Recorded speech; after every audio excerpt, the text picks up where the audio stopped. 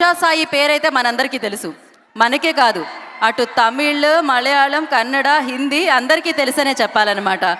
Generally సినిమాలు చేసిన తర్వాత సెలబ్రిటీస్ అవుతూ ఉంటారు. సెలబ్రిటీ అయిన తర్వాత ఈ అబ్బాయి సినిమా చేస్తున్నాడని చెప్పాలి. ఎట్ ద సేమ్ టైం మనం ఏ పని చేసినా డబ్బుల కోసం చేస్తూ ఉంటాం, కానీ ఇతను డబ్బులు పంచడమే పనిగా పెట్టుకొని ఆ పనినే మన ముందుకు తీసుకొస్తూ ఉన్నారనమాట. So amazing job. అండ్ అందుకనే ఎంతోమంది ఆనందంగా అండ్ ఆ బ్లెస్సింగ్స్తో తనని ఇక్కడ వరకు పంపించారని చెప్పాలి, ఇక్కడ వరకు తనని నుంచోపెట్టారని చెప్పాలి. అండ్ హర్ష సాయి చేసే పనులకి అందరూ హర్షిస్తూ ఉంటారనమాట.